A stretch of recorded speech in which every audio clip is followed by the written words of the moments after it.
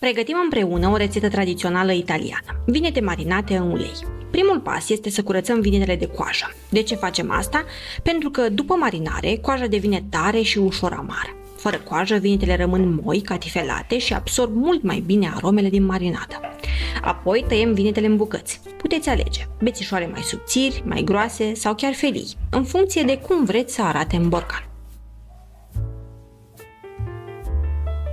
Le transferăm într-un bol mare și presărăm sare neiodată. De ce sare neiodată? Pentru că sarea iodată poate influența gustul și textura, iar pentru murături și marinade tradiționale se folosește întotdeauna sare simplă, grunjoasă sau fină, dar fără iod.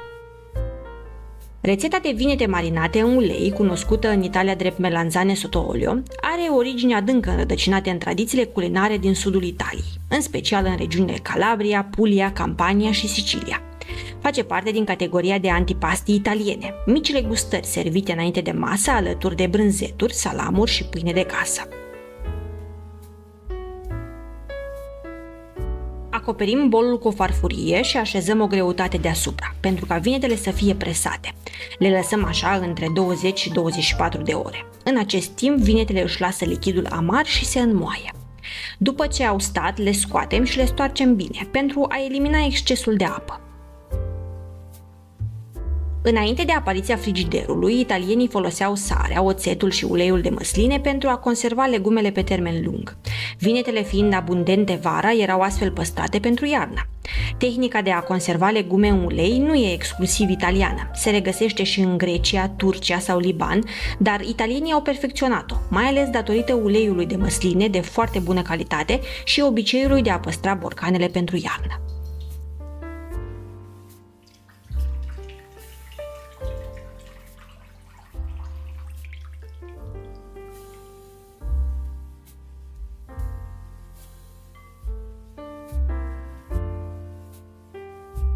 Acum trecem la pasul următor. Turnăm peste ele oțet de 9 grade, aproximativ 250 de ml, și le lăsăm din nou la macerat încă 24 de ore. Oțetul are rolul de a conserva vinetele și de a le da acel gust acrișor specific. Tradițional, în rețeta italiană de melanzane sotto olio se folosește în special oțetul alb din vin. Are o aciditate mai curată și mai puternică și nu schimbă culoarea vinetelor. În unele regiuni se mai folosesc oțet de vin roșu, oțet de mere, iar în trecut, în zonele rurale, se folosea oțetul produs în casă din vinul local. Dar varianta clasică și cea mai des întâlnită rămâne oțetul alb din vin, cu 6-9 grade aciditate. După această etapă, trebuie să le stoarcem iar, dar de data aceasta am folosit o presă pentru cartofi și a funcționat excelent, pentru că am reușit să elimin mult mai bine excesul de oțet.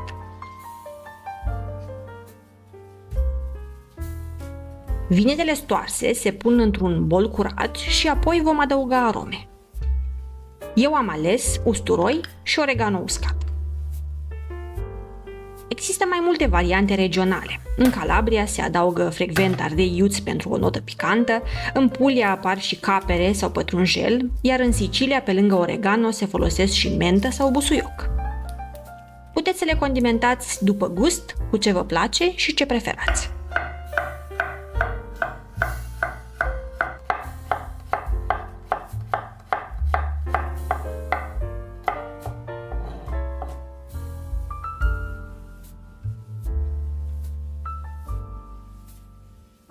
Și, bineînțeles, adăugăm ulei de măsline, în jur de 50-75 de ml, care le leagă și le face cremoase. Tradițional, vinetele se marinează în ulei de măsline extra virgin, pentru că acesta le dă gustul autentic italian și aromele caracteristice. În plus, uleiul protejează vinetele, le ajută să se păstreze corect câteva săptămâni în borcan și le face textura catifelată.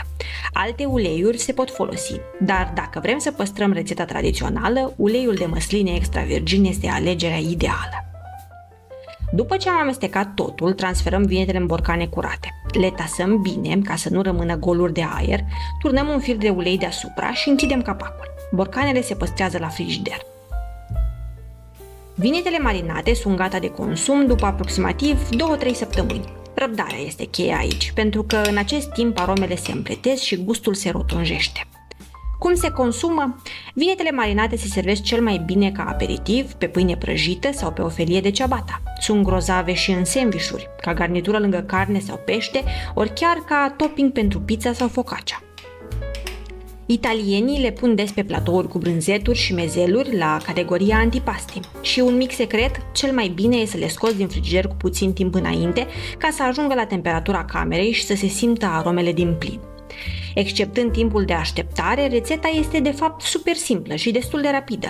Nu avem mult de muncă, doar câteva etape clare. Din câteva ingrediente simple și un pic de răbdare, obținem o rețetă tradițională italiană. Vinete marinate în ulei, delicioase și foarte versatile.